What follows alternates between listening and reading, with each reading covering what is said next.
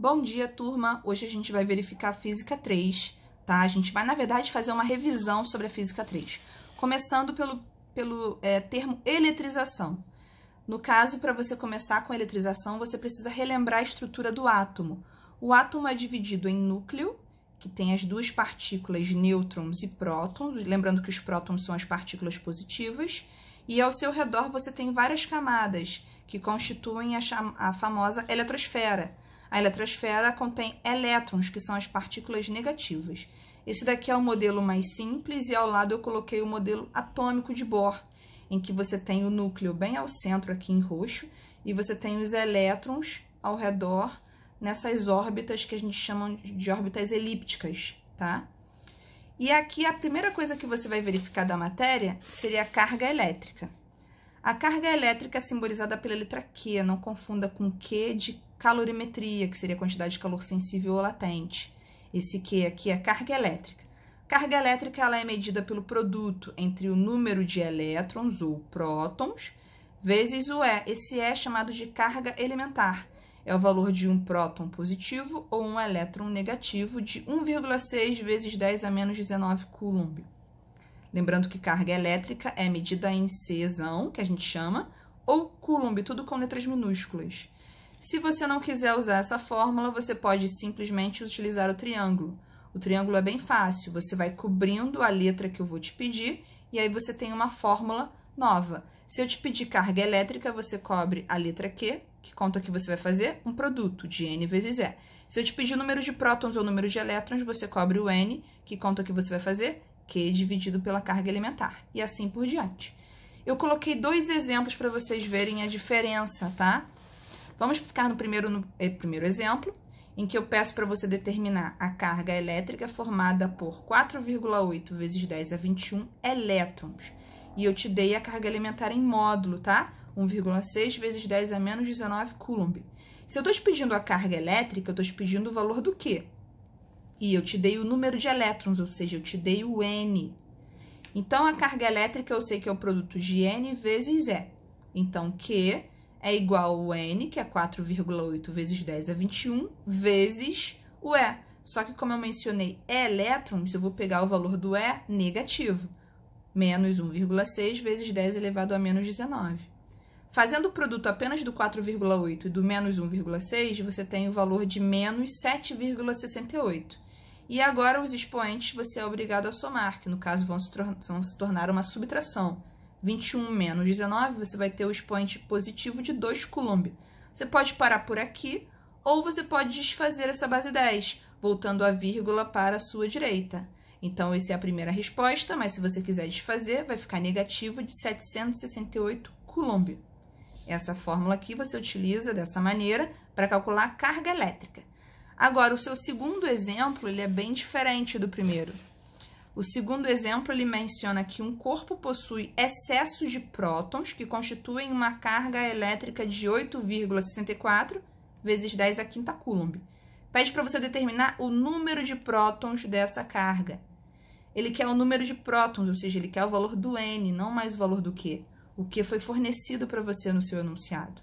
Então, reorganizando essa fórmula aqui de cima e isolando o seu N, ou apenas usando o triângulo e isolando o N, você tem que N é igual a carga elétrica dividido pelo E. A carga elétrica foi mencionada, 8,64 vezes 10 a quinta positivo. E o E? O E aqui eu usei o valor positivo, porque ele mencionou prótons. Prótons é a partícula positiva. Então, o seu 1,6 vai ficar positivo também, vezes 10 a menos 19 sempre. A divisão de 8,64 e 1,6 deu 5,4. Só que, quando você pega essa base 10 que está embaixo, negativa, e leva ela para cima, você tem que trocar o sinal. Então, eu repeti a base 10 à quinta, que já estava em cima, e peguei a base 10 que estava embaixo e levei para cima, alterando o sinal. Então, aqui embaixo ela era menos 19, aqui ficou sendo mais 19. E aqui eu repeti o valor de 5,4, somei os meus expoentes, que deu vezes 10 elevado a 24 prótons, tá? Aqui eu pedi o número de prótons. E aqui em cima eu pedi a carga elétrica dessa partícula. Agora, abaixo, a gente vai verificar o que seria eletrizar. Eletrizar, na verdade, seria tornar diferente o número de prótons e de elétrons de um corpo. Porque um corpo, ele começa neutro. Neutro significa que o número de prótons é igual ao número de elétrons em seu interior, ou seja, a partícula positiva cancela a negativa, então não tem nada em excesso. A carga de um corpo neutro é 0 coulomb. Então, qualquer corpo que não tenha nada no seu interior, a gente chama de neutro. A única maneira de você eletrizar, ou seja, tirar o equilíbrio de prótons e de elétrons, seria adicionando elétrons ou reduzindo elétrons. Não tem como você eletrizar um corpo mexendo nos prótons, porque os prótons, assim como os nêutrons, estão presos dentro do núcleo, como a gente viu lá no início. Então, a primeira maneira de você eletrizar seria retirando elétrons. Se eu retirar elétrons desse corpo neutro, ele vai ficar com excesso de prótons. Então, aqui no seu interior, ele vai ficar com excesso da partícula positiva. O número de prótons é maior do que o número de elétrons. Ou seja, esse corpo aqui está eletrizado positivamente. O sinal que está no seu interior é da carga que ele tem a mais, da que ele tem em excesso.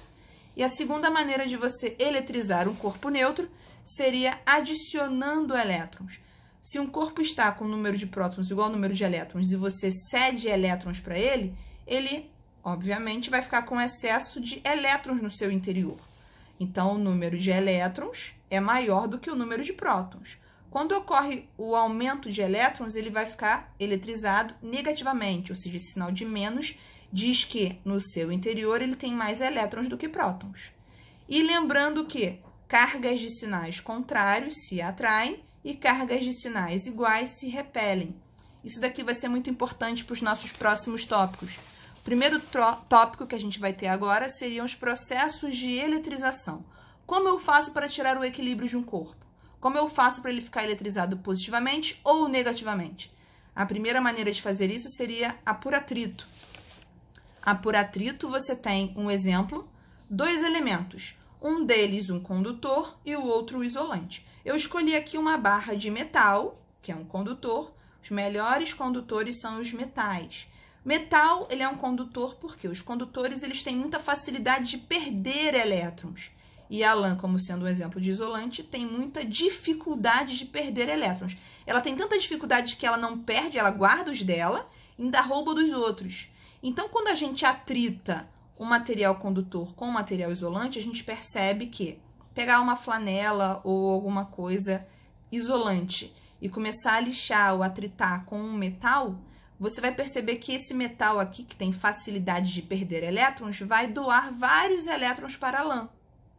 Depois que eu parar o atrito, o que vai acontecer com o metal? O metal que estava inicialmente neutro, número de prótons é igual ao número de elétrons, quando ele perder elétrons para a lã, ele vai ficar com excesso em seu interior de prótons. Então, aqui no final, quando eu paro de atritar, o metal ele tem o sinal de mais no seu interior, simbolizando que o número de prótons dele agora é maior do que o número de elétrons. E o que aconteceu com a lã? A lã que recebeu os elétrons do metal, ela vai ficar com excesso aqui no seu interior de elétrons. Ou seja, o metal ele vai ficar eletrizado positivamente e a lã vai ficar eletrizada negativamente. O que você conclui com isso? Que sempre numa eletrização por atrito, você sempre termina eletrizados com cargas de sinais contrários, ou seja, um mais e outro menos, vice-versa. Já o seu segundo processo de eletrização, eu coloquei aqui 3 exemplos do processo de eletrização, seria por contato. O somatório da carga do início tem que ser igual ao somatório da carga no final. Ou seja, meu primeiro exemplo seria, eu peguei 2 esferas metálicas idênticas, tá? A e B. A primeira esfera, A, ela é neutra, é um corpo neutro, ou seja, o número de prótons é igual ao número de elétrons. Já a esfera B, ela já está eletrizada, ela está com excesso de elétrons, que esse excesso, coloquei um valor, um exemplo, de menos 3 coulomb. O que vai acontecer? Como o próprio nome já diz, eu pego essas 2 esferas e coloco em contato. Quando eu coloco as 2 em contato, eu permito que esses elétrons passem para outra esfera.